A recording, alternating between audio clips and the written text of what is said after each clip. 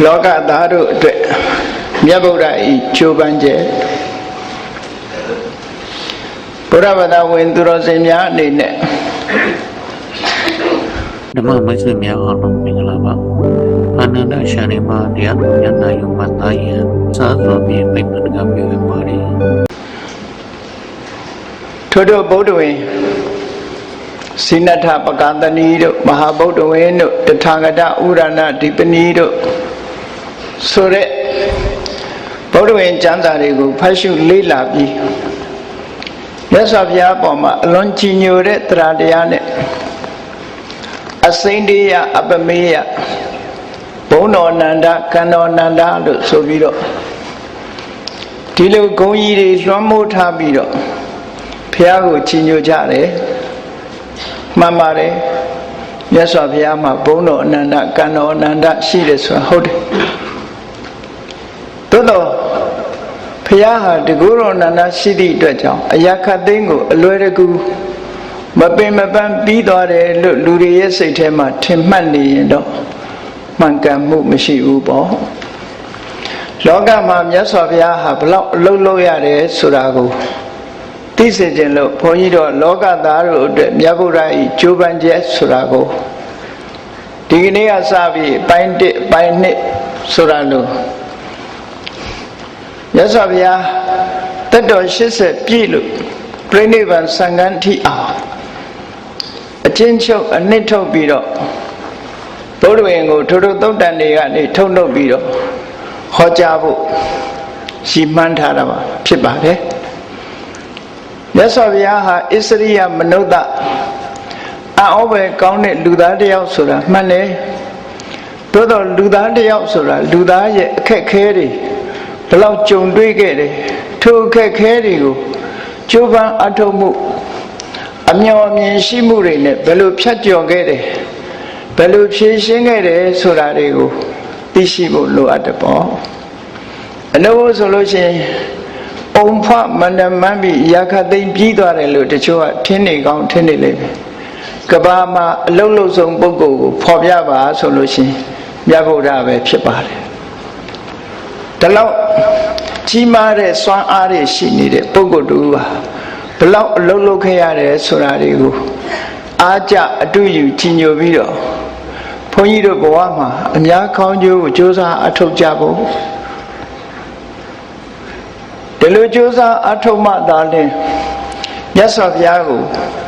ကြည်ညိုပူဇော်ရလဲရောက်တယ်ပေါ့ဘုရားဟာမြတ်ဗုဒ္ဓဟာဘလောက်အလုံးလုံးခဲ့တယ်ဆိုတာလောကသားတို့အတွက်မြတ်ဗုဒ္ဓရဲ့ကြိုးပမ်းချက်ဆိုတာကိုနာယူပြီးတဲ့အခါမှာထိုက်တန်တဲ့လောက်တော့သိရှိကြမှာဖြစ်ပါတယ်ပြောရမယ်ဆိုလို့ရှိရင်ဗုဒ္ဓဆိုတာလွန်ခဲ့တဲ့နှစ်ပေါင်း2600ကတကယ်ပဲ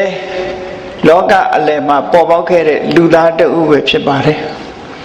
လူသားတဦးဆိုပေမဲ့တာမန်လူသားတဦးတော့မဟုတ်ဘူးအသိဉာဏ်မြင့်မားရုပ်ဆင်းအင်္ဂါအဖြစ်ထူးခြားပြီးအလွန်ကြိုးစားတဲ့စွန့်လွတ်နိုင်တဲ့ပုဂ္ဂိုလ်တူပုဂ္ဂိုလ်မြတ်ပဲဖြစ်ပါတယ်တာမန်လူသားတော့မဟုတ်ဘူးဒါကြောင့်မို့မြတ်စွာဘုရားကိုယ်တိုင်သုံးတဲ့စကားလုံးကဣစရိယမနုဿတဲ့အံ့ဘွယ်လူသားလို့အင်္ဂုတ္တပါဠိတော်မှာမြတ်စွာဘုရားကိုယ်တိုင်ပြောခဲ့တဲ့မိန့်ကြားခဲ့တဲ့စကားလေးရှိတယ်နော်အံ့ဘွယ်လူသားမြတ်ဖရာဆိုပြီးတော့ဘုန်းကြီးတို့ဟောထားတဲ့တရားတစ်ပုဒ်တော့ရှိတယ်ပေါ့နော်မြတ်စွာဘုရားရဲ့အထုပ္ပတ္တိလို့ပြောခြင်းပြောဗုဒ္ဓဝန္တဖရာအနွယ်အဆက်တည်းရဲ့အကြောင်းကိုရေးထားတဲ့ဗုဒ္ဓဝင်ဆိုတာမြန်မာပြည်မှာတော့ဗုဒ္ဓဝင်ဆိုတဲ့နာမည်နဲ့ဗုဒ္ဓတွေရဲ့အစဉ်အဆက်တွေကိုရေးဖော်ပြထားတာရေးသားဖော်ပြထားတာတွေရှိတယ်ဂေါတမဗုဒ္ဓဝင်လို့ဆိုတဲ့မဟာဗုဒ္ဓဝင်နဲ့အခန်းတစ်ခန်းကြည့်ပဲဆိုရင်တကယ်တော့ဂေါတမဗုဒ္ဓရဲ့အထုပ္ပတ္တိပါပဲအဲ့ဒီဂေါတမဗုဒ္ဓရဲ့အထုပ္ပတ္တိကိုပြီးပြီးစုံစုံသိဖို့ဆိုတာပိဋကတ်သုံးပုံထဲကအတော်ကိုမှွေနောက်ပြီးချိနိုင်မှကြည့်ဖို့လိုအပ်တယ်ပေါ့ဘုန်းကြီးတို့အခုဟောမဲ့လောကသားတို့အတွက် မြတ်ဗုဒ္ဓရဲ့ကြိုးပမ်းချက်ဆိုတာမိမိတတ်ဆွမ်းသမျှထိုသုတ်တန်တွေမှာပါတဲ့မြတ်ဗုဒ္ဓရဲ့စကားလုံးတွေကိုယူပြီးတော့ဗုဒ္ဓရဲ့ရုပ်ပုံလွှာပေါ်အောင်ကြိုးစားမှဖြစ်ပါတယ်သို့တော့ရုပ်ပုံလွှာပေါ်အောင်ဖော်တဲ့နေရာမှာတော့တကယ်မြတ်စွာဘုရားရဲ့ရုပ်ပုံလွှာအပြည့်အစုံတော့ဖော်နိုင်စွမ်းရှိမှာမဟုတ်ပါဘူးဟိုတစဒီတစမြတ်ဗုဒ္ဓရဲ့အကြောင်းအရာတွေကိုဖော်ပြထားတဲ့သုတ်တန်တွေကနေဆွဲနှုတ်ပြီးတော့မြတ်စွာဘုရားဟာဘလို့အခက်အခဲတွေကြုံခဲ့တယ်အခက်အခဲကြုံတဲ့အခါမှာဘလို့ကြိုးပမ်းခဲ့တယ်စိတ်နေသဘောထားဘလို့ရှိတယ်စိတ်ဓာတ်ဘလို့ခိုင်မာတယ်ကြိုးပမ်းအထောက်မှုဟာဘလောက်ကြီးမားတယ်ဆိုတာတွေကိုဘုန်းကြီးတို့တွေသိရှိနားလည်ပြီးမြတ်ဗုဒ္ဓကိုတကယ်အလုံးလုံးတဲ့ပုဂ္ဂိုလ်တူတယောက်ပုဂ္ဂိုလ်တူအနေနဲ့ကြီးညိုဖို့အနန္တတကုရှင်ဆိုတာလူတွေကအရာခတ်သိမ်းဖြစ်နိုင်တယ်လို့ပဲဒီလိုတွက်ပြီးတော့မြတ်စွာဘုရားကိုအနန္တတကုရှင်လို့ရှိရင်မြတ်စွာဘုရားကိုကိုးကွယ်ရင်လည်းကိုယ်မှဒီအကျိုးသက်ရောက်မှုတကိုးတွေရလိမ့်မယ်လို့ယုံကြည်နေလို့ရှိရင်ဒီလူတွေဟာလူပြင်းနေဖြစ်သွားမှာပဲ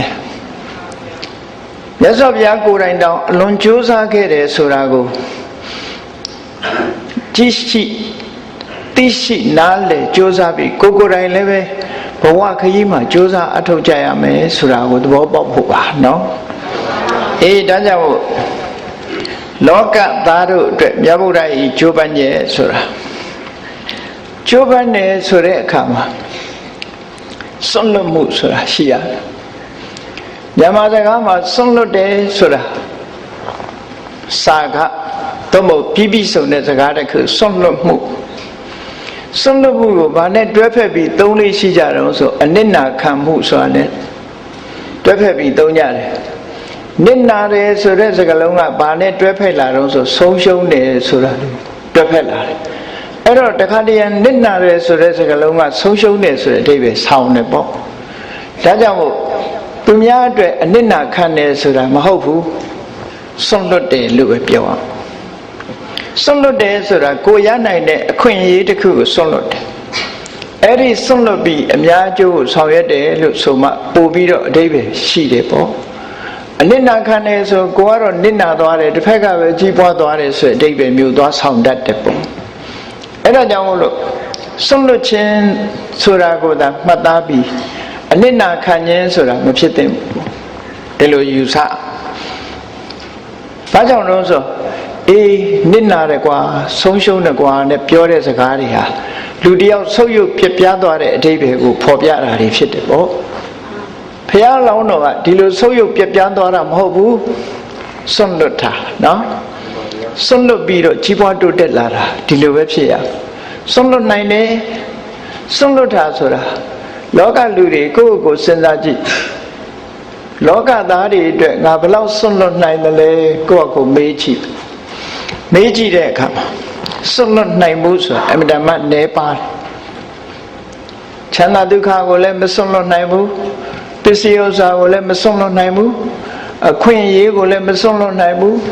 ယာတုဂုံသိစီစဉ်ဥစ္စာဆိုတာကိုလည်းမစွန့်လွတ်နိုင်ဘူး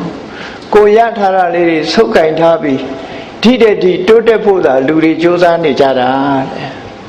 အများအတွက်စွန့်လွတ်တယ်ဆိုတာအမြဲတမ်းနည်းပါတယ်ပေါ့ဖះလောင်းနေကြတော့ဒီလိုမဟုတ်ဘူးစွန့်လွတ်တယ်ကဲစွန့်လွတ်မှုလေးနဲ့ပတ်သက်ပြီးအဓိပ္ပာယ်ထင်ရှားအောင်ဖះစုပန်တဲ့သူမိတာယသိလေးရဲ့စွန့်လွတ်မှုကိုကြည့်အောင်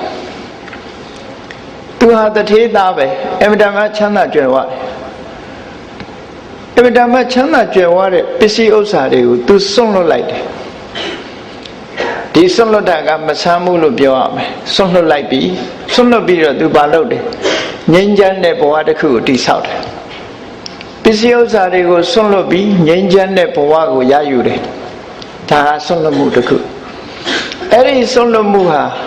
တမန်အဖြစ်ကြည့်ရင်တိတ်မကြီးကျယ်သေးဘူးဒီပင်ကရာမြတ်စွာဘုရားနဲ့တွေ့တဲ့အခါမှာမြတ်စွာဘုရားစီကတရားနာပြီးနိဗ္ဗာန်ချမ်းသာကိုရမယ်ဆိုလို့ရှိရင်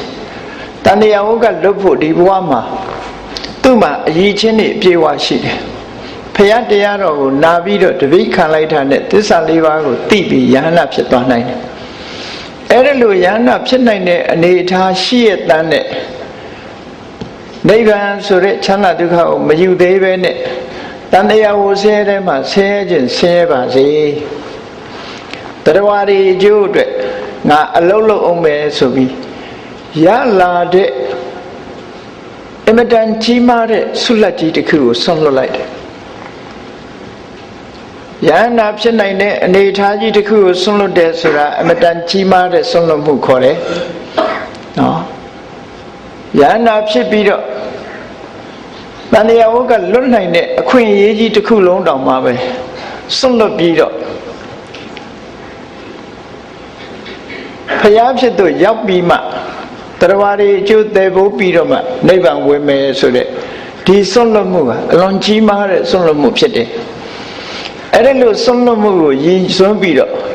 ကရုဏာနိဒာနာသဗ္ဗေပိဗုဒ္ဓဂုဏဘုရားသခင်ကိုရောမြတ်တည်းရဲ့အယီချင်းတွေထဲမှာထိုယီချင်းတွေရဲ့အခြေခံအကြောင်းရင်းကဘာလို့လဲလို့ဆိုရင်ကရုဏာတရားပဲလို့ဒီလိုပြောကြတာပေါ့စာပေကျမ်းဂန်မှာဒီလိုဆိုတာအများကျိုးလုပ်မယ်ဆိုတာကရုဏာပဲအများကျိုးလုပ်မယ်ကိုတယောက်တည်းအခွင့်အရေးမယူဘူးကိုရလာတဲ့အခွင့်အရေးတစ်ခုကိုဆွန့်လွတ်လိုက်တယ်ဘသူအတွက်ဆွန့်လွတ်တာလဲလောကသားတွေအတွက်ဆွန့်လွတ်တယ်လောကသားလို့ဆိုတဲ့နေရာမှာလူသားတွေဒါမကဘူးတရားအလုံးကိုဆွန့်လွတ်တယ်ပေါ့အဲ့ဒီတရားအလုံးရဲ့အကျိုးစီးပွားအတွက်ဘုရားလောင်းတော်ဟာသူ့မိတာဘဝကနေစပြီးတော့ဆွန့်လွတ်မှုတွေနဲ့လာခဲ့တာတဲ့နောက်ဆုံးမှာဒါနကောင်းမှုလုပ်တဲ့အချိန်မှာပြင်ပစည်းစိမ်ဥစ္စာတွေကိုဆွန့်လွတ်တယ်ယာတုဂုံသိမ်စည်းစိမ်ဥစ္စာအခွင့်အရေးတွေအလုံးကိုဆွန့်လွတ်တယ်နောက်ဆုံးမှာကိုယ့်ရဲ့အသက်တောင်မှဆွန့်လွတ်တယ်ဟောဆွန့်လွတ်မှုတွေနဲ့လာခဲ့တာအဲ့ဒါလို့ဆွန့်လွတ်တာအလဟတဆွန့်လွတ်တာလားလို့ဆိုမဟုတ်ဘူးမေတ္တာနဲ့ကရုဏာနဲ့အများအတွက်ဆောင်ရွက်ဖို့ဆွန့်လွတ်တာလို့ဒီလိုဆွန့်လွတ်တာအဲ့ဒါကိုတစ်ဖက်ကပြောမယ်ဆိုရင်အနစ်နာခံတယ်လို့ပြောလိုက်ပဲဆိုလို့ရှိရင်မြတ်စွာဘုရားလောင်းဟာဘာမှမကြည်ပွားပဲနဲ့တက်တက်အနစ်နာခံပြီးဆုံးရှုံးသွားတယ်ဆိုတဲ့အဓိပ္ပာယ်ဆောင်းသွားနိုင်တယ်ပေါ့အဲ့ဒါလို့သူများအတွက်အနစ်နာခံတယ်လို့ဒီလိုအဓိပ္ပာယ်မရဘူးသူများအတွက်ဆွန့်လွတ်တယ်ဆွန့်လွတ်လိုက်တာဆွန့်လွတ်လိုက်ခြင်းဖြင့်ရလာတဲ့ဒီတစ်ခုကိုဆွန့်လွတ်လိုက်ရင်နောက်တစ်ခုရလာအဲ့ဒီရလာတာဟာတကယ်ကိုထူးမြတ်တဲ့အရာကိုရတယ်လောကလူသားတွေကနှစ်သက်တာယာတုဂုံသိစည်းစိမ်ဥစ္စာကိုမြတ်နိုးတယ်ချမ်းသာဒုက္ခကိုမြတ်နိုးတယ်ဒါကိုတန်ဖိုးထားတယ်ဘုရားလောင်းကြတော့အဲ့ဓာတွေကိုတန်ဖိုးလို့မတွက်ဘူးဘာကိုတန်ဖိုးလို့တွက်ထုံဆိုအတိညာဏ်ကိုတန်ဖိုးလို့တွက်တယ်အတိညာဏ်ရဖို့အတွက်ဆိုရင်အလုံးကိုဆွန့်လွတ်တယ်လို့ဒီလိုအဓိပ္ပာယ်ရတယ်ဒါနိဏခန္ဓာမဟုတ်ဘူးနော်ဆုံးရှုံးသွားတာမဟုတ်ဘူးသို့တော်လူသားတွေအနေနဲ့တော့ဟာနိဏလိုက်တာဆုံးရှုံးလိုက်တာနဲ့ထင်ကောင်းထင်လိမ့်မယ်ဘုရားလောင်းရဲ့ဒီဆွန့်လွတ်မှုဆိုတာဒီတဲ့အဖို့တဏ္ဍာကိုရယူသွားတာပဲလို့ဒီလိုပြောအောင်အဲ့တော့ဆွန့်လွတ်ပြီးပါရမီကုသိုလ်တွေကိုရလာကဲနောက်ဆုံးပိတ်ဘဝကိုကြည့်ရနောက်ဆုံးပိတ်ဘဝမှာထူးထူးခြားခြားလေးတွေဖတ်ချင်တော့မဟာဗုဒ္ဓဝင်ကဇာလန်းတွေကိုဖတ်ပေါ့များအဖြစ်လည်းသိကြတယ်ပေါ့ဘုန်းကြီးတို့ကမြတ်စွာဘုရားဗုဒ္ဓဘလောက်ကြိုးပမ်းအထုတ်တယ်ဆိုတဲ့တယုတ်ပေါ်ယုံလောက်ပဲဟောမှာပါနော်ကြိုးပမ်းအထုတ်မှုတွေကိုဥတည်ပြီးတော့ဟောတာဖြစ်လို့ဗုဒ္ဓဝင်ကံကိုအခြေချက်ပြီးတော့ပြောမှာမဟုတ်ပါဘူးအလုံးသိကြတဲ့အတိုင်းနောက်ဆုံးဘဝမှာကပိလုမြို့ကလေးစုပေါင်းအုပ်ချုပ်တဲ့မျိုးနွယ်စုပေါင်းအုပ်ချုပ်တဲ့မျိုးနွယ်စုရဲ့မြို့ကလေးကစုပေါင်းအုပ်ချုပ်တဲ့ဘုရင်တွေထဲမှာအကြီးအကဲဖြစ်တဲ့သုဒ္ဓရဏမင်းဟာခမည်းတော်ဖြစ်ပြီးတော့ မေတော်မာယာကမေတော်ဖြစ်တယ်သုတ္တရဏမင်းနဲ့မေတော်မာယာတို့ရဲ့သားအဲ့တော့ဘုရားဆောဘုရားရဲ့ဇာတိဒေသကဘယ်နားမှာရှိတယ်လဲဘယ်လိုအခြေအနေရှိတယ်လဲမျိုးရိုးကဘာလဲလို့သိချင်မြတ်စွာဘုရားမိန့်ကြားခဲ့တဲ့စကားအတိုင်းမှတ်သားကြည့်ကြရအောင်ဘုရားဝင်ထဲမှာရေးတာကတက္ကရာတွေမှာပါတဲ့စကားနဲ့ရေးထားတာနော်အခုမြတ်စွာဘုရားကိုယ်တိုင်တုတ်တော်ကထုတ်ဖို့ပြောတဲ့သူ့ရဲ့မျိုးရိုးဇာတိဒေသကိုတောထွက်လာတဲ့အခါကျတော့ဗိမိတာရမင်းကြီးကိုပြောပြခဲ့တဲ့ပပိစ္ဆာသုတ်တံဆိုတာရှိတယ်အဲ့ဒီပပိစ္ဆာသုတ်မှာမြတ်စွာဘုရားကသူ့ရဲ့ဇာတိဒေသနဲ့မျိုးရိုးကိုဖော်ပြခဲ့တာရှိတယ်ဗိမိတာရမင်းကအမတမထူးခြားတဲ့ပုဂ္ဂိုလ်တူအနေနဲ့ပထမဆုံးတွေးလိုက်တဲ့အခါမှာဘယ်နေရာမှာသူစပြီးတော့ဖျားလောင်းနဲ့ဆုံလုံးလို့ဆိုတော့ပန္နဝတောင်ခြေမှာဖျားလောင်းနဲ့သွားပြီးတော့တွေးဆုံတယ်အဲ့ဒီတွေးဆုံတဲ့အခါမှာမေးတာဘယ်ကလာတာလဲဘာလူမျိုးလဲဘယ်ရသားလဲပေါ့ဒါထုံးစံတိုင်းမေးတာမေးတော့ဖျားအလောင်းတော်ကအဲ့တုန်းကဘာပြောခဲ့တယ်ဆိုဥစုံဇနဝတောရာဇဟိမဝန္တတပတ္တတောသူဒေတာဟိမဝန္တတောင်ခြေမှာရှိပါတယ်တဲ့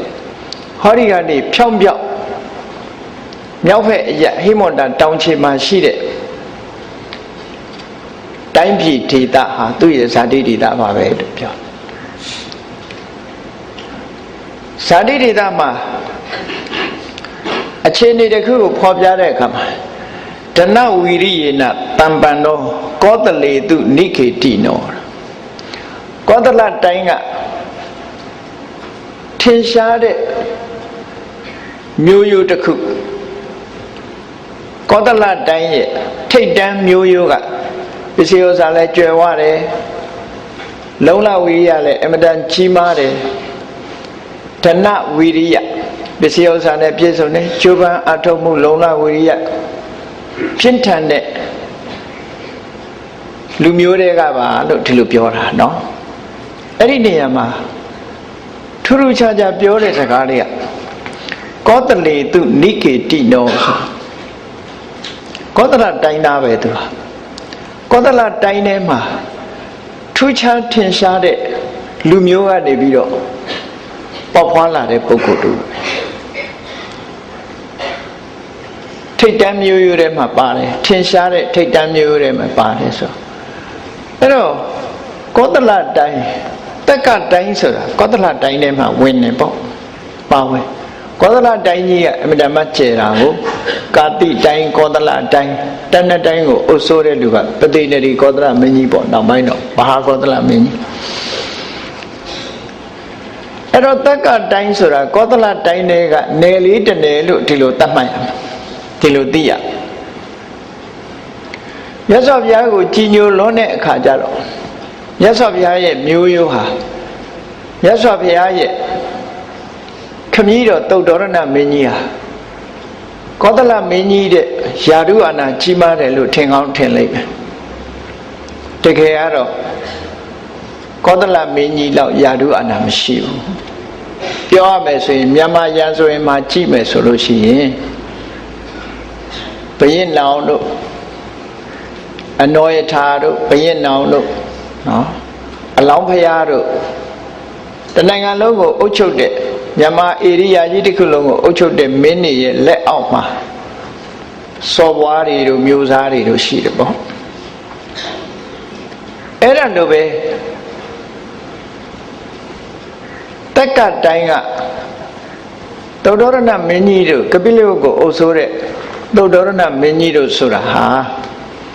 ကောသလမင်းကြီးရဲ့အနုယန္တလို့ခေါ်တယ်အချမ်းယံမင်းမျိုးတွေကပဲဗမာဘုရင်တွေကိုအခွန်ဆက်ပြီးတော့ကိုနေရတော့ကိုပြည်ကိုတော့အုပ်ချုပ်လို့ရတယ်သို့တော့ဗမာဘုရင်တွေကိုအခွန်ဆက်ပြီးတော့နေရတဲ့ရှမ်းစော်ဘွားတွေလိုပဲပေါ့ ဒီလိုအဓိပ္ပာယ်မျိုးရတယ်ပါဒါကြောင့်မို့ဒါမြတ်စွာဘုရားကိုယ်တိုင်တုတ်တန်တစ်ခုမှာဘလို့ပြောခဲ့တယ်လို့ဆိုကောသလမင်းကြီးဟာတဲ့ဧကရိပယင်ဖြစ်ပေမဲ့လို့သူ့ရဲ့အနုယန္တမင်းမျိုးဖြစ်တဲ့ငါ့ကိုလေးစားတာဟာစัจကြောင့်မဟုတ်ဘူးယာရုဂုံသိမ်းကြောင့်မဟုတ်ဘူးစီးပွားဥစ္စာတွေကြောင့်မဟုတ်ဘူးငါဘုရားရဲ့ကိုချင်းသီလနဲ့အသိပညာကြောင့်ပဲဖြစ်တယ်လို့တုတ်တန်တစ်ခုမှာဟောထားတယ်အဲ့ဒီမှာဘာစကားကိုထည့်သုံးထားတော့ဆိုတာကီဝင်တွေကတာကိယမင်းတွေဟာကောသလမင်းကြီးရဲ့အနုယန္တလို့ဒီလိုသုံးထားတဲ့စကားရှိတယ်အနုယန္တဆိုဒီမှာခြံရံလိုက်ပါရတဲ့ဘုရင်တွေလို့အဓိပ္ပာယ်ရတယ်နော်ခြံရံလိုက်ပါရတဲ့ဘုရင်အဲ့တော့ကောသလမင်းကြီးရဲ့ကောသလတိုင်းမှာတော့ထိတ်တန်းမျိုးမျိုးမှန်တယ်သူ့နေရာနဲ့သူအုပ်စိုးတာသို့တော့ကောသလမင်းကြီးရဲ့အနာစက်ထဲမှာရှိနေတယ်ဆိုပေမဲ့လို့ကောသလမင်းကလာအုပ်ချုပ်တာတော့မဟုတ်ဘူးလာအုပ်ချုပ်တာတော့မဟုတ်ဘူးကိုယ်တိုင်းပြည်ကိုအုပ်ချုပ်နိုင်တယ်ဒါမို့တာဂိဝေမင်းတွေကခဏရာဇာလို့ခေါ်တယ်စုပေါင်းအုပ်ချုပ်တဲ့မင်းတွေပေါ့တူတဲ့ဧကရိပယင်အနေနဲ့အုပ်ချုပ်တာမဟုတ်ဘူးအလှည့်ကျအုပ်စိုးကြတယ်ဒါကြောင့်မို့ကောသလမင်းကြီးကတက်ကတိုင်းထဲမှာသူလာခြင်းလာတာပဲလာခြင်းလာလို့ရှိရင်တိုင်ကွေမင်းတွေကခီးဥကျွတ်ဆိုတာကောသလမင်းကြီးကိုလေးစားကြချိလေနောက်ပိုင်းမှာဖះနဲ့ရင်းနှီးခြင်းတော့ဘာလုပ်လဲဆိုကပိလဝမြို့ကမင်းသမီးတယောက်ကိုမိဖုရားပြည့်မြောက်ခြင်းဖះနဲ့အမျိုးတော်ခြင်းတယ်ပေါ့လေအမျိုးတော်ခြင်းလို့တာဂိဝေမင်းသမီးတယောက်တောင်းတယ်တာဂိဝေနေဆိုတာအလွန်မာနကြီးတယ်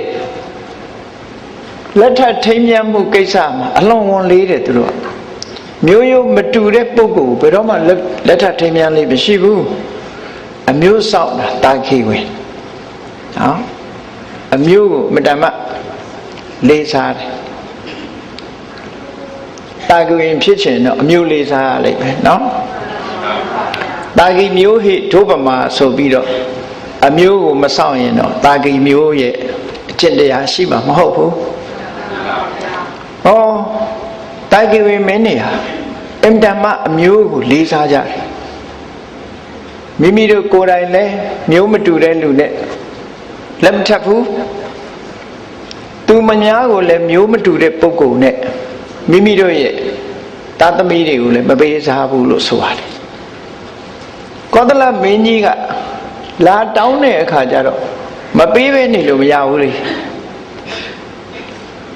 မပေးရင်ပြဿနာတက်အောင်ပါအဲ့တော့မပေးဘဲနေလို့မရတဲ့အခါကျတော့စဉ်းစားကြတယ်ဆွေးနွေးကြတယ်အလုံးစုပေါင်းပြီးတိုင်ပင်ကြတဲ့အခါကျတော့အဲ့ဒီတော့ကအုပ်ချုပ်နေတဲ့အကြီးကဲကမဟာနာမင်းလို့ခေါ်တယ်မဟာနာမရှင်နုရောဓရဲ့အကိုအရင်သူကပြောတယ်ဒီကိစ္စသူဖြေရှင်းမယ်ပေါ့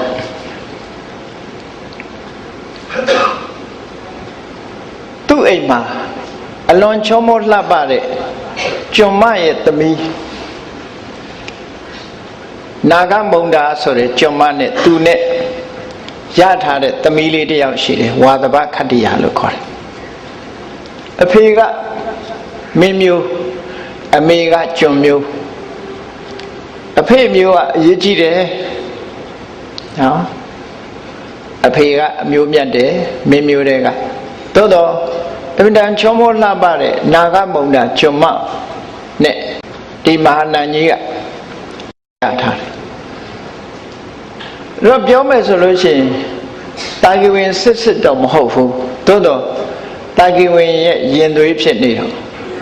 ဝါသဘခတ္တိယချောလှလေးဆိုတော့ဝါသဘခတ္တိယဟာမဟာနာမမင်းကြီးရဲ့သမီးပဲလို့ဆိုပြီးပေးလိုက်ရင်ကောသလကြီးခြေနှက်လောက်တယ်ဆိုပြီးတော့နော်တာဂိဝင်မင်းသမီးစစ်ကိုမပေးဘူးအဖေရောတာဂိဝင်အမေလည်းတာဂိဝင်ဆိုတာကိုမပေးဘူးတချမ်းပဲပေးလိုက်တယ်ပေါ့ ဒီလိုဆိုတာပေါ့နော်အဲ့တော့ဟိုကလည်းပါတယ်လေသူတို့ကဇက်အလွန်လေးထားတဲ့တာကိဝင်တွေကတော့ကြမဟုတ်တည်းကိုပေးမှဆိုရတယ်ပေါ့မင်းမျိုးမဟုတ်ဘဲနဲ့မင်းမျိုးလုပ်ပြီးတော့ပေးမှဆိုရတယ်အဲ့တော့သူ့အဖေနဲ့ထမင်းတပွဲတည်းစားမှကျွန်နေနဲ့ဆိုမစားဘူးလေဘယ်တော့မှသူ့အဖေနဲ့ထမင်းတပွဲတည်းစားမှမင်းတို့လက်ခံရမယ်လို့အကြောင်းသိထားတယ်ကောသလကလည်းသူ့အဖေနဲ့ထမင်းတပွဲတည်းစားတာဟုတ်မဟုတ်ချိခဲ့သမီးအရင်ဟုတ်မဟုတ်ချိခဲ့ဆိုတာလာပြီးတော့ရာဇထူတမင်းတမန်တွေကဘုရင်ကြီးမှာလိုက်တဲ့အတိုင်းကဲခတ်ကြတဲ့အခါဒါကလည်းသတင်းကြားထားတော့မာနမင်းကြီးကဟုတ်ပြီထမင်းပွဲကြီးပြင်ပြီးတဲ့အခါကျတော့ထမင်းစားမလို့လက်နိုင်နေတာသမီးလာလေအဖေနဲ့အတူတူစားရအောင်ဟိုကနာဂမုံဒါရဲ့သမီးဝါသဘာခတ္တိယကလည်းသမီးအရင်တော့အရင်ပဲပေါ့နော်မာနမမင်းကြီးစားမဲ့ထမင်းပွဲလေထိုင်လိုက်ရောမာနမင်းကြီးကိုငကိုတည်းကဇတ်တိုက်ထားတာအရှင်မင်းကြီးအရေးကြီးတဲ့စာတမ်းမှာဆိုပြီးတော့စာလေးတက်လွှာလာကတ်တဲ့အခါနော်စာလေးတက်လွှာလာကတ်လိုက်တဲ့အခါကျတော့ကဲသမီးစားနဲ့အဖေလှုပ်ရှားရှိသေးတယ်ဆိုထားပါဘယ်လောက်ပါတော့အဲ့တော့ဟုတ်တယ်ဘုရင်ကြီးကသူထမင်းတူတူစားနေပြီတပွဲတည်းစားတယ်ဆိုဟိုလူတွေယုံသွားပြီးတော့ဝါသဘခတ္တိယတာဝတိပြည်ရောက်သွားတယ်ဆိုဇာလံရှိတယ်လေအဲ့ဒါလို့လှက်ွက်ကလေးနဲ့ပေးလိုက်တာအဲ့ဒီလှက်ွက်တွေကြောင့်နောက်ပိုင်းကျတော့ဝါသဘခတ္တိယရဲ့တာဝိတတုပါကနေတာကဝေမင်းတွေကိုခြေမုံရေးစစ်ပွဲလုပ်ပြီးတော့အကုန်တပ်ပစ်တာလေနာကြီးချက်တွေနဲ့တပ်ပစ်တာအဲ့တော့ဒီလိုတစ်ဖက်သားကိုနာကြီးလောက်အောင်လုပ်ရက်တွေလည်းပဲမကောင်းဘူးလို့ဒီလိုပြောရမှာပေါ့သို့တော့မျိုးရိုးကိုတော့သူစောင့်ထိန်နေပေါ့ကောင်းပြီအဲ့ဒီမှာကောသလလူမျိုးတွေထဲမှာထိတ်တန်းအမျိုးနွယ်ဖြစ်ပြီးတော့ပစ္စည်းဥစ္စာလည်းကျွယ်ဝတယ်ဟိမွန်တာတောင်ချေမှာနေတဲ့ပုဂ္ဂိုလ်တွေဆိုတာအေးဆေးဆေးနေလို့မရဘူးလေရာသီဥတုဆိုတာအမတမအေးတာအေးတဲ့ရာသီဥတုမှာနေတဲ့ပုဂ္ဂိုလ်တွေကစိတ်နဲ့အိတ်နေလို့ရှိရင်တော့ဘာမှဖြစ်လာမှာမဟုတ်ဘူးအင်တမကြိုးစားအထုတ်ကြရတယ်ကြိုးစားအထုတ်မှုမရှိတဲ့အရကလူတွေကဘယ်လိုတော့ဆိုရင်ဇာတိဥရုကလည်းကောင်းတယ်အစာရေစာလည်းကောင်းတယ်ဆိုရင်အဲ့ဒါအိပ်ပြီးစားနေကြတာဘာမလုပ်တော့မြန်မာပြည်ကလူတွေလို့ပေါ့ဟိမွန်တာတောင်ချေကလူတွေကအလုတ်သိပ်လုပ်ရတယ်ဘာလို့တော့ဆိုတောင်ချေဆိုတော့ဟိမွန်တာရဲ့ဒေသကအလွန်အေးတာအလွန်အေးတော့စနိုးတွေဘာတွေကြတာတွေဘာတွေဖြစ်လာတဲ့အခါမှာဒီစနိုးတံတွေကာဝယ်ဖို့လောလောရတယ်ခုကြည့်ဥရောပကလူတွေကြည့်ဂျာမနီတို့အင်္ဂလန်တို့ဆောင်းရာသီရောက်လို့စနိုးကြပြီဆိုလို့ရှိရင်ဒီလူတွေအေးဆေးဆေးနေလို့ပဲရအောင်စနိုးတွေထဲမှာရုန်းကန်ပြီးတော့နေကြရတာရုန်းကန်ပြီးတော့တီထွင်တယ်ဘာလို့တီထွင်တော့အသက်ရှင်မှုအတွက်သူတို့လုပ်ရတာသက်ရှင်မှုအတွက်ကြိုတင်ပြင်ဆင်ရတာဆောင်းရသည်စနိုးကြနေပြီဆိုရင်မြေပေါ်မှာအကုန်လုံးစနိုးတွေဖုံးနေတော့မြက်တောင်မှမကြံဘူးစားစရာတောက်စရာဆိုတာဘာမှမရှိတော့ဘူးစိုက်လို့ပြုတ်လို့လည်းမရဘူးဒါကြောင့်မို့လို့ကြိုတင်ပြီးတော့လုပ်ရစနိုးဆိုတာကြတဲ့အချိန်မှာတော့အလုံးစနိုးဆိုတာတွေ့ဘူးပါလိမ့်မယ်ငယ်ငယ်ရေခဲချစ်စားတဲ့လူတွေတော့အဲ့ဒီတဲ့နုတယ်သူကစနိုးပေါ်မှာလမ်းလျှောက်လို့အလွန်ကောင်းတယ်ဇွတ်နဲ့လမ်းလျှောက်လို့ကောင်းတယ်သို့တော့ရာသီဥတုကရုပ်ချင်းပြောင်းသွားတတ်တယ်ဇီရိုအောင်ရောက်အေးသွားပြီဆိုလို့ရှိရင်ဟောဒီစနိုးတွေကခဲသွားတာခဲသွားရင်ရေခဲတုံးကြီးလို့မှန်မြင်ကြီးလို့ဖြစ်သွားပြီဒီပေါ်လမ်းလျှောက်ရင်တော့လဲမှာပဲလဲရင်တော့ပြန်ထားဖို့မကြိုးစားလိမ့်နဲ့ခက်ခဲတယ်ပြန်ထားဖို့ခက်ခဲသွားအဲ့တော့ဘာလို့ရတော့ဆိုရင်စနိုးတွေကျလာပြီဆိုရင်ဒီစနိုးတွေဖယ်ရှားပစ်ဖို့ကြိုးစားကြရတယ်အဲ့ဒီနိုင်ငံတွေမှာရုန်းကန်နေရတယ်အများအားဘုန်းကြီးတို့အမေရိကန်နေတော့ဆိုရင်ဆောင်းရာသီစနိုးကျပြီဆိုရင် 3 နာရီလောက်ကထပြီးတော့စနိုးရှင်းတဲ့ကားကြီးတွေတကြောင်ကြောင်မောင်းနေတာလမ်းမှာဒီစနိုးတွေကိုဖယ်ပစ်နေတာမဖယ်လို့ရေခဲတုံးကြီးတွေဖြစ်သွားပြီဆိုရင်ကားရောလူရောသွားလို့ရတော့မှာမဟုတ်တော့ကိုယ်အိမ်တကားကလည်းတကားဖွင့်လို့ရမှာမဟုတ်ဘူးအဲ့တော့စိန်နဲ့အိတ်နေလို့မဖြစ်ဘူးတဲ့စနိုးရာကြီးရောက်လာပြီဆိုလို့ရှိရင်ပေါက်ပြားတက်လက်ကင်ပြီးတော့စနိုးတွေကော်ထုတ်ရတဲ့အလုပ်ကိုလုပ်ရတယ်ပြင်းနေလို့မရဘူးလှေကားတွေပေါ်စနိုးကြလို့ရှိရင်တော့စားတွေကိုတိမ့်ထားပြီးအဲ့ဒီစားဖြူလိုက်ရင်စနိုးကအရေးပြောကြသွားတယ်လှေကားတွေပေါ်မှာလည်းရှင်းထားရတယ်အရေးကိစ္စရှိလို့ထွက်ချင်စနိုးတွေဖုံးနေလို့ရေခဲဖြစ်သွားရင်ထွက်ဖို့မဓမ္မခဲနေဘောဓုတရှိအောင်ဘုန်းကြီးတို့လည်းအင်ကြီးထထဝဘိုးချနေစီကောင်းကိုလုံအောင်ဆောင်းအထထခြေအိတ်လေးတွေဝပေါက်ပြားကင်ပြီးစနိုးတော့ကော်ခဲ့ရသေးတာပဲကျောင်းပေါက်ဝပိတ်နေမှာဆိုလို့နော်အဲ့တော့အဲ့ဒီကလူတွေကအမြဲတမ်းကြိုးစားကြရအဲ့ဒါကြောင့်မလို့ပြောတာဖះလောင်းကဟိမန္တာတောင်ခြေကဒီကနေကြည့်လိုက်ရင်ဖြောင်းပြောက်ဟောဒီမြောက်ထဲမှာဟိမန္တာတောင်ခြေမှာသူ့ရဲ့ဒေသရှိပါတယ်ကောသလတိုင်းတွေကထက်တန်းကြတဲ့မျိုးရိုးတစ်ခုပစ္စည်းဥစ္စာလည်းကျွယ်ဝတယ်လုံလဝိရိယလည်းအမြဲတမ်းကောင်းတဲ့မျိုးရိုးကပါလို့ဒါမြတ်စွာဘုရားအလောင်းကဗိမိတာရမင်းကိုဒီလိုပြောခဲ့အဲ့ဒီဘာသူဆက်ပြောတာဗာပြောတော့ဆိုအာဒိဋ္ဌာနာမခွတ္တေနတာကိယနာမဇာတိယသူအနွယ်ဟာအာဒိဋ္ဌနေမျိုးနေတွေဖြစ်ပါတယ်ဇတ်ကတော့တာကိယဇတ်ဖြတ်ပါတယ်တမ္မာကုလပပ္ပစိတောနကာမေအဘိပတ္ထယေအဲ့ဒီမျိုးရိုးကနေသူသင်္ကန်းဝတ်လာတာပါတဲ့ကာမဂုဏ်အာယုန်တွေကိုသူမမျှော်မှန်းပါဘူးအလုံးကိုစွန့်လွတ်ခဲ့တာပါလို့ဟောဒီစကားအရမြတ်စွာဘုရားအလောင်းတော်ရဲ့ဇာတိဒေတာမျိုးရိုးအကြောင်းကိုတစွန်းတစဘုန်းကြီးတို့သိခွင့်ရတယ်ပေါ့ဒါမူရင်းသုတ်တန်ကဖော်ပြတဲ့စကားလေးတစ်ခုကဲဒါဖြင့်ကောင်းပြီတာကိယနာမဇာတိယမျိုးရိုးကတာကိယပါလို့ဘာကြောင့်ပြောတာတော့ဟိမန္တာတောင်ခြေကလူမျိုးတစ်မျိုးဘာကြောင့်တာကိယလို့ခေါ်ရတယ်လဲလို့ဆိုတဲ့တာကိဝင်သမိုင်းကိုပြန်ပြီးတော့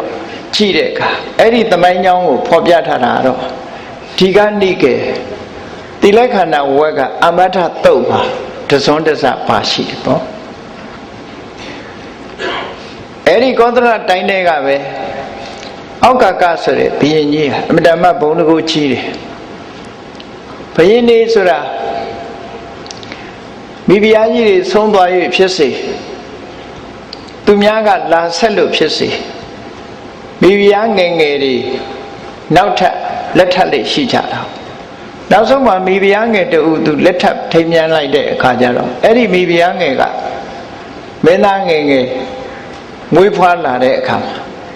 အရင်မိဖုရားကြီးကမွေးဖွားတဲ့သားကြီးတွေရှိလာစင်မြိုင်နေဖြစ်လာတယ်စင်မြိုင်နေဖြစ်လာတော့မိဖုရားငယ်ကမွေးတဲ့ကလေးကိုသူကပို့ချစ်တယ်ပို့ချစ်တော့မင်းသားကြီးတွေကိုအဝေးပို့ပြစ်တာပေါ့ဒါထုံးစံပဲလူတွေဆိုဒီတိုင်းပဲเนาะမင်းသားကြီးတွေကိုနှင်လိုက်တာဘယ်နှင်လိုက်တော့ဆိုသူသားကြီးတွေ4ယောက်ဥက္ကမုခာတဲ့အကြီးဆုံးကဒုတိယကကရကန္တာတဲ့ကရကန္တုလို့လည်းခေါ်တယ်တတိယကဟဋ္ဌိနိကာတဲ့စတုထမင်းသားကတိနိတူရာအဲ့ဒီမင်းသားကြီးတွေကိုတိုင်းပြည်ကနေပြီးတော့ကမင်းတို့အဝေးသွားကြတို့ငါနေပြီးတော့မှမနေချနဲ့လို့ဆေလွတ်လိုက်တဲ့အခါသားကြီးတွေသမီးကြီးတွေဟာသူ့အဖေကနယ်ကိုနှင်လွှတ်လိုက်တဲ့အခါသူတို့ဘယ်သွားကြတော့ဆိုဟိမန္တာတောင်ဘက်ကိုထွက်သွားကြဟိမန္တာတောင်ခြေမှာရေကန်ကြီးတစ်ခုအမြဲတမ်းလှပတဲ့သဘာဝရေကန်ကြီးနားမှာကျွန်းတော်ကြီးရှိတယ်အဲ့ဒီကျွန်းတော်ကြီးထဲမှာရေကန်ဘေးမြို့တည်ကြကပိလဝမြို့ဆိုတာတည်တယ်ပေါ့နော်ကျွန်းတော်ကြီးထဲမှာနေထိုင်ကြတာဖြစ်တော့ကြောင့် တာကဆိုတာကျွန်းပင်ကိုပါဠိလိုတာကလို့ခေါ်တယ်တာကဆိုတဲ့ကျွန်းတော်ကြီးထဲမှာနေရာတည်ထောင်တာဖြစ်ပြီးနေထိုင်ကြတဲ့ပုဂ္ဂိုလ်တွေဖြစ်လို့တာကိယလို့ခေါ်တယ်နော်ကျွန်းတော်ထဲမှာနေထိုင်ကြသူလို့အဓိပ္ပာယ်ရအဲ့ဒီကျွန်းတော်ထဲမှာမြို့ပြတည်ထောင်ပြီးနေတဲ့အခါမှာသူတို့မျိုးရိုးကိုသိတ္တမိုးထားတယ်သိတ္တမိုးထားတော့ဒီပြင်မျိုးရိုးတွေမတတ်တာတွေပါလာမှာစိုးသည့်အတွက်ကြောင့်မင်းသား၄ယောက်ကအမနဲ့နှမတွေ9ယောက်ပါလာတဲ့အထက်မှာအမကြီး1ယောက်တော့ဖယ်ထားပြီးတော့ညီမငယ်တွေနဲ့မင်းသားတွေဟာအိမ်အောင်ပြုတ်လိုက်ကြတယ်။အောင်နှမအရင်နေအိမ်အောင်ပြုတ်လိုက်တာနော်။အိမ်အောင်ပြုတ်တယ်ဆိုတာပြုတ်ချင်လို့ပြုတ်တာမဟုတ်ဘူး။အမျိုးကိုစောင့်ရှောက်တာသူတို့။ကိုယ်မျိုးကိုတန်ဖိုးထားတာပေါ့။သူများတွေဝဲမလာစေချင်ဘူး။ဗမာစကားနဲ့ပြောရင်ဖိတ်ချင်းဖိတ်ကိုယ်အိတ်ထဲဖိတ်တယ်။ဗမာတွေကတော့အဲ့လိုလုပ်လို့ရှိတယ်။အိတ်ထဲတော်ဖိတ်ချင်တာနော်။အိတ်ကိုဖောင်းနေအောင်ဖိတ်တာသူတို့။ဖိတ်ချင်းဖိတ်အိတ်ထဲဖိတ်ဆိုပြီးတော့အဲ့ဒီလိုလုံးကြအဲ့ဒီတရင်ကဘယ်ရောက်သွားတော့ဆိုဥက္ကကမင်းကြီးစီတရင်ရောက်သွားမင်းသားတွေဘယ်လိုနေကြလဲဘာလုပ်ကြလဲဆိုတော့ကျွန်တော်ကြီးထဲမှာမျိုးတယ်ပြီးတော့နေကြတယ်တဲ့နှမအရင်နေနဲ့အိမ်အောင်ပြုတ်တယ်ဆိုတော့ဘုရင်ကြီးကအေးအမျိုးဆောင်မှုတတ်နိုင်လိုက်ကြတာတတ်နိုင်လိုက်ကြတာတัจ java တဘောကုမာရာပရမတัจ java တဘောကုမာရာငါသားတွေမင်းသားတွေကြည်စမ်းအမျိုးကိုစောင့်ကြပါပေတယ်စောင့်နိုင်ကြပါပေတယ်စွမ်းရည်တတ္တိရှိကြပါပေတယ်တတ္တိကောင်းကြပါပေတယ်ဆိုတဲ့စကားလုံးနဲ့စွမ်းနိုင်သူဆိုတဲ့အဓိပ္ပာယ်ရတဲ့တัจ java ဆိုတဲ့နာမည်ဥဒ္ဒံဒီစကားလုံးကိုသုံးလိုက်တဲ့အခါအဲ့ဒီကစပြီးတာကိယတွေကိုတัจ java လို့လည်းခေါ်သွားတာနော်စွမ်းနိုင်သူမျိုးကိုစောင့်ထိန်တဲ့နေရာမှာအလွန်စွမ်းနိုင်သူတွေပဲလို့ဝန္တာစကားပြောတာအဖေလို့တဲ့ပုဂ္ဂိုလ်ကအဲ့ဒါနဲ့တัจ java ဆိုတဲ့လူမျိုးခဏခေတ်ထီအောင်ဒီပေါ်နိုင်ငံမှာသူတို့အတန်တွဲနဲ့ပြောရင်စက္ကယဆိုတဲ့တัจ java လူမျိုးတွေဟာခဏထီအောင်ရှိသေးတယ်ပေါ့ရုပ်ရည်အပြင်ဗမာတွေနဲ့ဆင်းတယ်တိဘက်တို့ဗာမင်းအနွယ်တွေဖြစ်သည့်အတွက်ကြောင့်ဗမာတွေနဲ့ဆင်းတယ်အဲ့ဒါကတัจ java သမိုင်းပဲလို့ဒီလိုမှတ်သားကြရတယ်ပေါ့အဲ့တော့ဂေါတမဗုဒ္ဓဟာအာရိစ္ဆဆိုတဲ့အနွယ်အဲ့ဒီအာရိစ္ဆဆိုတဲ့အနွယ်ကိုပဲဂေါတမလို့လည်းခေါ်တယ်တာကိယလို့မျိုးဆက်အပြင်တာကိယမျိုးရိုးကနေပြီးတော့အခုလိုသာသနာပေါင်းဖရာယဟန်တစ်ပါးအနေနဲ့တရားကျင့်မှုထွက်ခွာလာခဲ့တာတဲ့ဒါကတာဂိဝေတို့ရဲ့သမိုင်းလေးပေါ့အဲ့တော့ဘုရားလောင်းတော်လေးဟာအမည်နာမကသိတ္တထမွေးဖွားလာတဲ့အခါမှာတစ်မျိုးလုံးတစ်ဆွေလုံးကဝမ်းသာကြတယ်အင်တမဘုံကံကြီးမားတဲ့ပုဂ္ဂိုလ်တူမွေးဖွားလာတဲ့အခါမှာထူးခြားတဲ့အတိတ်နိမိတ်တွေပေါ်ထွန်းလာလို့ဆွေတွေမျိုးတွေရဲ့အကျိုးစီးပွားတွေဟာပို့ပြီးတော့ဖြစ်ထွန်းလာတယ်ခုခေတ်တောင်မှရှိတယ်လေဒီကလေးလေးမွေးလို့စီးပွားတက်တယ်ဆိုတာရှိတယ်နော်ဒီကလေးလေးမွေးမှစီးပွားပြတ်သွားတယ်ဆိုတာလည်းရှိတယ်အဲ့တော့ဘုရားလောင်းလေးမွေးလာတဲ့အချိန်ကျတော့ကိစ္စဝိစ္စတွေကလွယ်လွယ်ကူကူနဲ့အောင်မြင်ကြတယ်ပေါ့လုပ်ငန်းကိုင်တာတွေပို့ပြီးတော့ဆင်ပြေးလာအဲ့ဒါကြောင့်မို့လို့သိဋ္ဌထလို့နာမည်ပေးလိုက်တာပေါ့သိဋ္ဌသိဋ္ဌိအဋ္ဌအလုံးလုံးကိစ္စဝိစ္စတွေအကုန်လုံးပြည့်စည်တယ်ချောမွေ့တယ်ပို့ပြီးတော့အောင်မြင်လာတယ်ဆိုတဲ့မင်္ဂလာအတိတ်နဲ့သိဋ္ဌထလို့နာမည်ပေးထားတယ်အဲ့ဒီသိဋ္ဌထမင်းသားလေးအဗဓမ္မလည်းဥစ္စာဒနာကျွယ်ဝလာတဲ့ပုဂ္ဂိုလ်ဖြစ်သည့်အတွက်ကြောင့်မိဘကလည်းဥစ္စာဒနာကျွယ်ဝတယ်ကျွယ်ဝတဲ့မျိုးရိုးမှာဝေးဖွားလာတော့မိဘတွေကလည်းအလွန်အလိုလိုက်တယ်ပေါ့အလွန်လိုလိုက်တယ်သို့တော့ဘ တို့ရပိဋကကျမ်းစာတွေထဲမှာတော့ဘုရားလောင်းလေးကိုပညာသင်ပေးတယ်ဆိုတာထေရဝါဒကျမ်းစာတွေထဲမှာမပါဘူးမဟာယာနကျမ်းစာဖြစ်တဲ့လလိတဝိထာရကြတော့ဘုရားလောင်းလေးကိုအခရာပညာတို့အခြားတတ်တဲ့ပညာတွေကိုဆရာကနေပြီးကျူးရှင်လာပေးတာတော့ပါတယ်သူတို့ထဲမှာပြီးသတ်သင်ပေးတာရှိတယ်ပေါ့အဲ့ဒါကတော့လူသားနဲ့ပို့ပြီးတော့ဆန်းတယ်ထူးခြားတဲ့ပုဂ္ဂိုလ်တွေကမသင်မဲ့တတ်တာတော့မဟုတ်ဘူးမြင်လိုက်တာနဲ့လည်းတတ်နိုင်တယ်ကြားလိုက်တာနဲ့လည်းတတ်နိုင်တယ်မိဘတွေအနေနဲ့ကတော့မသင်ပေးပဲနေမှာမဟုတ်ဘူးသင်ပေးမှာပဲဒါကသဘာဝတော့ကြတယ်ပေါ့အဲ့ဒီလိုနဲ့ဘုရားလောင်းတော်လေးငယ်ငယ်ရွယ်ရွယ်နဲ့ပဲ16နှစ်သားမှာအိမ်အောင်ချပေးလိုက်တယ်ဒါသူတို့ခေတ်ကငယ်ငယ်ရွယ်နဲ့အခုအိန္ဒိယနိုင်ငံမှာဆို12နှစ်နဲ့တောင်အိမ်အောင်ချပေးတာရှိရေဝရသရိုသားတို့ဆို9နှစ်နဲ့အိမ်အောင်ချပေးတာရှိဟောအခုခေတ်တော့မတော်ရရောပိုးငယ်တာတွေနဲ့အိမ်အောင်ကြတာလည်းရှိတယ်နော်အဲ့ဒီမှာဘုရားလောင်းတော်လေးဘယ်လိုသူ့ဘဝမှာချမ်းချမ်းသာသာမင်းသားငယ်ဘဝတုန်းကဘယ်လိုနေထိုင်ခဲ့ရတယ်ဆိုတာကိုအင်္ဂုတ္တရနိကေဒုက္ခမလာတုတ်မှာမြတ်စွာဘုရားကိုယ်တိုင်ကပြန်ပြီးတော့ဟောပြောထားတာရှိတယ်သူနေခဲ့တဲ့ဘဝလေးရဲ့ပြည့်စုံမှုပြောတာစတင်ပြီးတော့အဲ့ဒီတုတ်တံဒုက္ခမလာတုတ်လို့ဆိုတဲ့ဒုက္ခမလောအဟံဘိက္ခဝေပရမဒုက္ခမလောအစ္ဆန္ဒဒုက္ခမလောသူ့ဘဝဟာအလုံးကိုတိမ်တိမ်မွေ့မွေ့ချမ်းချမ်းသာသာဖြတ်တန်းခဲ့ရတယ်တဲ့ဒုဘဝတုန်းကမိဘတွေကအလိုလိုက်တာဟုတ်အလိုလိုက်ပြီးတော့အင်တာမချမ်းချမ်းသာသာကြီးခဲ့ရတယ်လို့အဲ့ဒီလိုအမိန့်ရှိပြီးတော့သူနေဖို့နန်းဆောင်3ဆောင်ဆောက်လုပ်ထားတယ်တဲ့သူ့အတွက်ရည်စူးပြီးတော့ဆောင်းရသည်မှာနေဖို့အတွက်လုံလုံချုံချုံနော်အေးတံကိုကာကွယ်တဲ့အဆောင်အဦမျိုးနန်းပြတ်သက်မျိုးဆောက်လုပ်ပြီးတော့ထားတယ်။နှွေရသည်မှာလည်းအေးအေးမြတ်မြတ်နေနိုင်အောင်အပူဒဏ်ကိုခံနိုင်တဲ့အဆောင်အဦမျိုးဆောက်လုပ်ပြီးတော့ပေးထားတယ်။မိုးရသည်ကြတော့လေမိုးရသည်နဲ့လိုက်လျောတဲ့အဆောင်အဦမျိုးကိုဆောက်လုပ်ပြီးတော့ပေးထားတယ်။နှွေမိုးဆောင်းဆိုတာလို့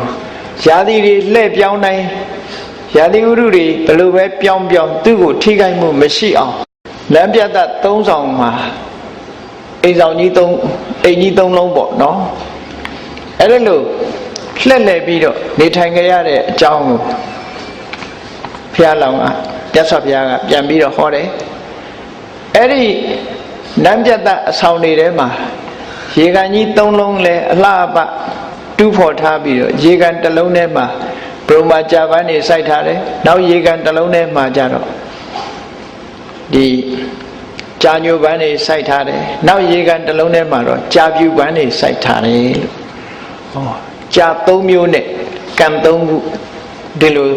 အလှပတစားဆင်ပြီးတော့စိုက်ပျိုးထားတဲ့အကြောင်းဒါဖြင့်ဝတ်စားဆင်ရင်တာဘယ်လိုဝတ်စားဆင်ရင်တုံးလို့ဆိုတော့အဲ့ဒီထဲမှာအဝတ်3မျိုးဖော်ပြထားတာရှိတယ်အဝတ်ပုံကနိဝတနာလို့ဆိုရဲအခုဘုန်းကြီးတွေဝတ်တဲ့အဝတ်မျိုးပဲဖြစ်ကောင်းဖြစ်လိမ့်မယ်နော်သင်းပိုင်လိုဟာမျိုးအတွင်းကဝတ်တဲ့အဝတ်ကတစ်ခုအဲ့ဒီအတွင်းကဝတ်တဲ့အဝတ်ဟာလဲကာတိတိုင်းမှာထုတ်လုပ်တဲ့ကာတိတိုင်းကဖြစ်တဲ့ကာတိတိုင်းဖြစ်အဝတ်ကိုဝတ်တယ်အဲ့ဒီခေတ်ကတော့အကောင်းဆုံးကာတိတိုင်းဖြစ်ဒါကိုဝတ်ဒီလိုဆိုလိုတာပေါ့နော်ခုခေတ်တော့သင်္ကန်းတွေအကောင်းဆုံးဘိုမတို့ဘာတို့ပေါ့အဲ့တော့ကာတိတိုင်းဖြစ်အဝတ်ဝတ်တယ်အပေါ်ယုံကလည်းပဲကာတိတိုင်းဖြစ်အပေါ်ယုံပဲ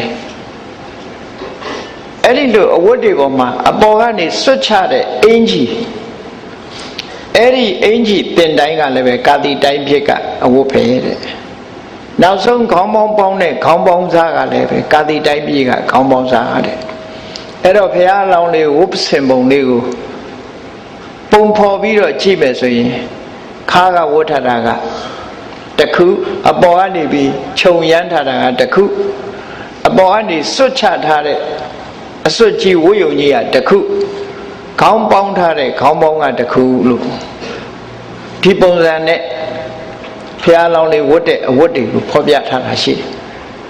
ဒါဖြင့်နန္တာတွေဘာလိမ့်ချေတုံးဆိုစန္ဒကူနန္တာလိမ့်ချေတယ်အဲ့ဒီစန္ဒကူနန္တာလဲကာတိတိုင်းကလာတဲ့ဟာတဲ့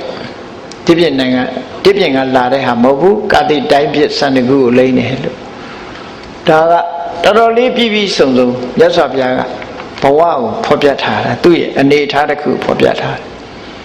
နေရောညရောအပေါ်မှာထီးဖြူကအုပ်မိုးထားတယ်တဲ့ဘာကြောင့်လို့ဆိုရင်အပူဒဏ်တို့အေးဒဏ်တို့ဖုံနေပါတွေမကြရအောင်မျက်မုံမျက်မွှားတွေမကြရအောင်အမြဲတမ်းထီးဖြူနဲ့မိုးထားပေးတယ်လို့သူအိပ်ရမှာလည်းထီးဖြူမိုးထားတယ်လို့ဒီလိုဆိုတယ်ပေါ့နောက်ဆုံးမှာ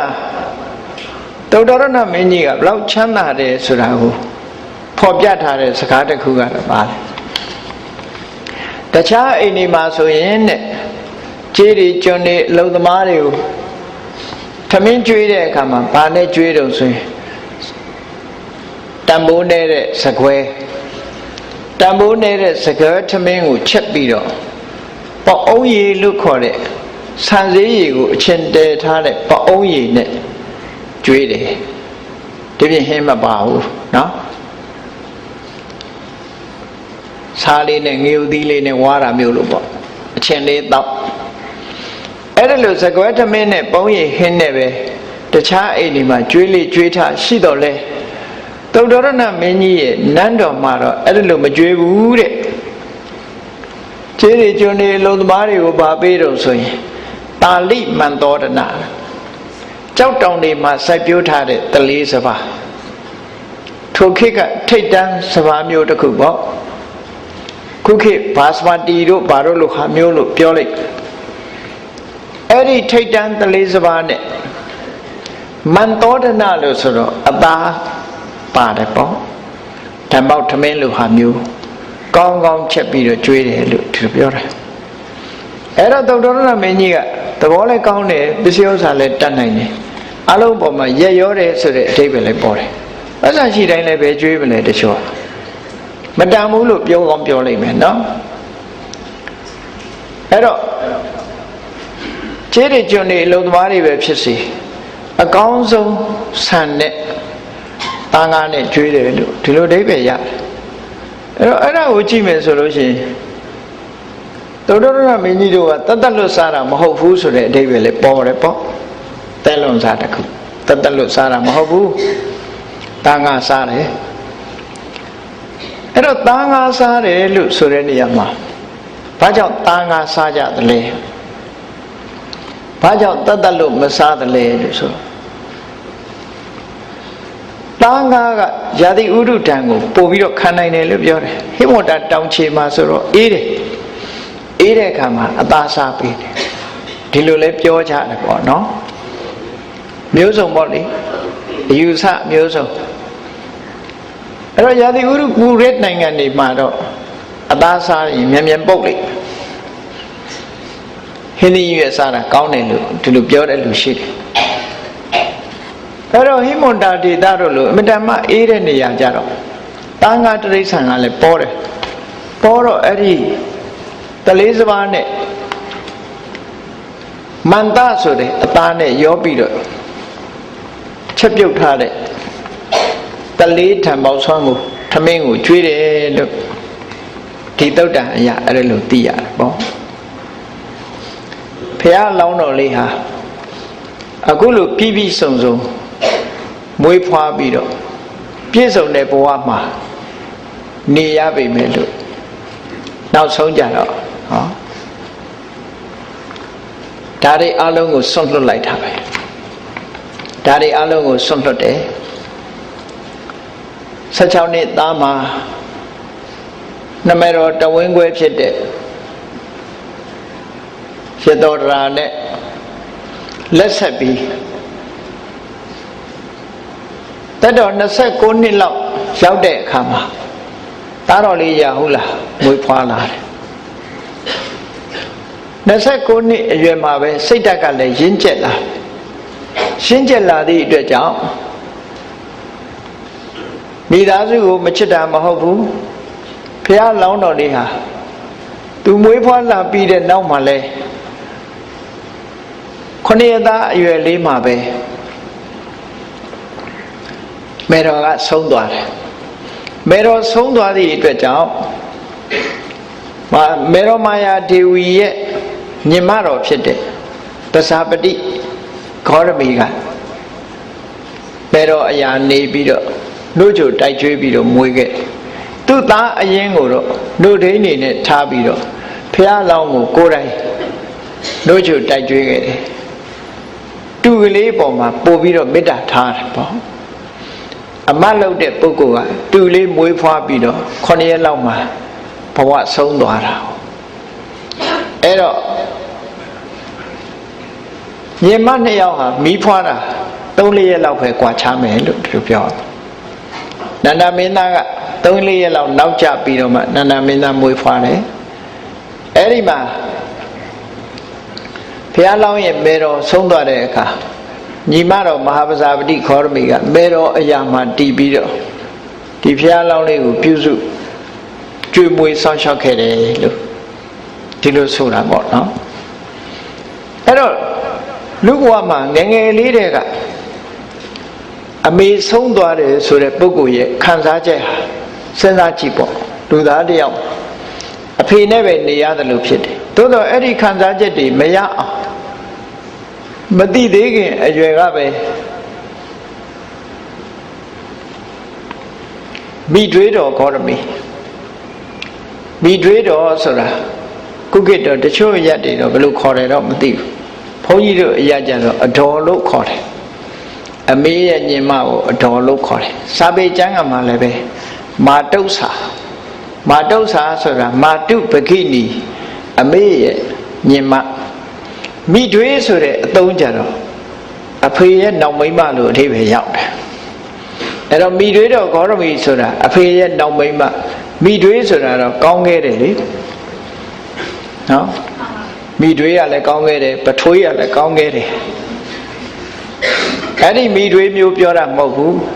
အတော်တော်တဲ့သစ္စာပတိဂေါရမီလို့ဒီလိုနားလဲရမှာအဖေနောက်မိန်းမဖြစ်လို့မိတွေးခေါ်တာမဟုတ်ဘူးအတော်အရင်ဘုရားလောင်းလေးရဲ့အတော်တော်တဲ့မိတွေးတော်ဂေါရမီ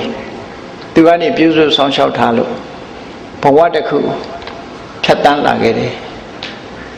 အဲ့ဒီလိုဖြတ်တန်းပြီးသက်16 နှစ်အရွယ်မှာရတောရာနဲ့မိဘများကအိမ်တော်ရသားချပေးပြီး29 နှစ်ထိအောင်ဘဝခရီးကိုတက်တာနဲ့ဖြတ်တန်းလာခဲ့ရတယ်29 နှစ်အရွယ်ရောက်တဲ့အခါကျတော့စဉ်းစားဉာဏ်နဲ့ရှိလာခဲ့ပြီနောက်ဆုံးမှာနမိတ်ကြီး၄ပါးလို့ခေါ်ကြတယ်ပေါ့သူအိုနဲ့တွေ့တယ်သူနာကိုမြင်ရတယ်သူသေးကိုမြင်ရတယ်ယဟန်ကိုမြင်ရတယ်အဲ့တော့ဉာဏ်တဲ့ပုဂ္ဂိုလ်တွေလည်းသူကိုသူနာသူသေးဆိုတာမြင်နေကြတာဘာမှတွေးပါမဟုတ်ဘူးနော်တွေးပါမဟုတ်ဘူး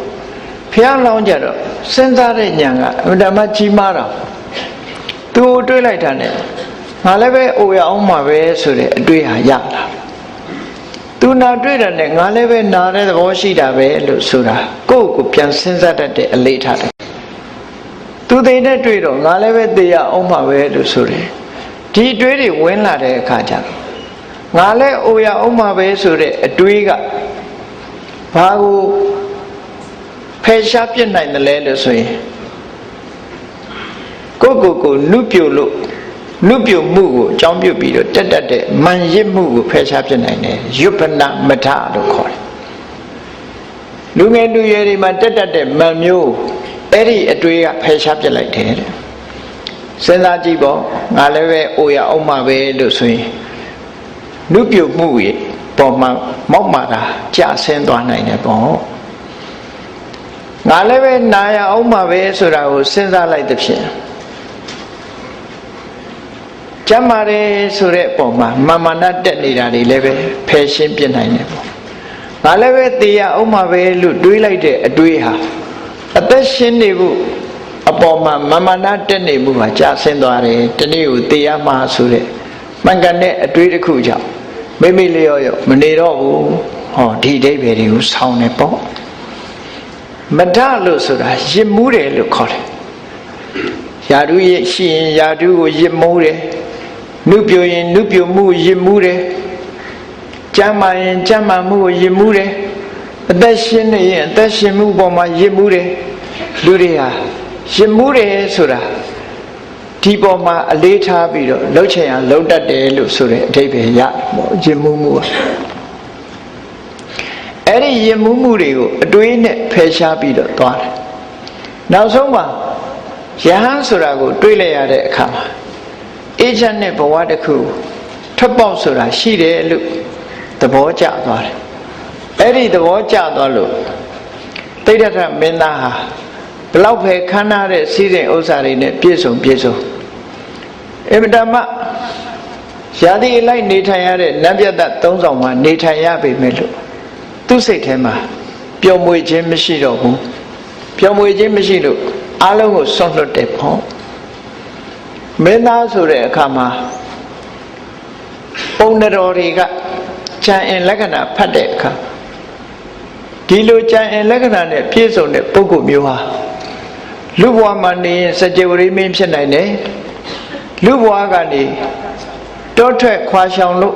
တရားဓမ္မကိုကျင့်ကြံကြိုးကိုရင်လည်းပဲလောကမှာဖျားဆိုတာဖြစ်နိုင်တယ်လို့ဒီလိုအဟောထွက်တဲ့အခါမှာစကြဝဠာမင်းစည်းစိမ်ဆိုတာကျင့်တတ်เสียကြီးပေါ့အဲ့ဒီစကြဝဠာမင်းစည်းစိမ်ကိုလည်းပဲဖျားလောင်းတော်လေးဆွန့်လွတ်လိုက်တယ်ပေါ့ဒီလိုဆိုတာပေါ့ဆွန့်လွတ်နိုင်တယ်ဒါဖြင့်ဘာအတွက်ဆွန့်လွတ်တာတော့နောက်ဆုံးမှာ29နှစ်မြောက်မှာတောထွက်တယ်တောထွက်တဲ့အခါဘာတွေကိုဆွန့်လွတ်တာတော့လို့ဆိုမင်းသားရဲ့အခွင့်အရေးအားလုံးကိုဆွန့်လွတ်လိုက်တယ်သုတ္တရဏမင်းကြီးပိုင်တဲ့အမွေအနှစ်တွေအားလုံးဆွန့်လွတ်လိုက်တယ်ယာတုခုံသိန်းတွေအားလုံးဆွန့်လွတ်လိုက်တယ်မိသားစုဘဝကိုလည်းဆွန့်လွတ်လိုက်တယ်ဟောသူ့ရဲ့ဆွန့်လွတ်မှုတွေဟာအများကြီးဘာအတွက်ဆွန့်လွတ်တာတော့ဆိုအနုတ္တရံတန်တိဝရပဒံပရိယေတမာနောကိဉ္ကုသလကဝေတိလောကမှာအကောင်းဆုံးတရားဟာဘာလဲအပြစ်ကင်းတဲ့တရားဟာဘာလဲငြိမ်းချမ်းရေးကိုပေးနိုင်တဲ့အရာဟာဘာလဲဒါကိုရှာမယ်လူတွေဟာဖြစ်ပြီးတော့အိုးနေကြရတယ်နာကြရတယ်သေကြရတယ်လောကကြီးရဲ့မတည်မြဲတော့လူတွေဒုက္ခမျိုးမျိုးနဲ့ကျုံနေရတယ်အဲ့ဒီလိုကျုံနေတဲ့ဘဝကြီးကလွတ်မြောက်ဖို့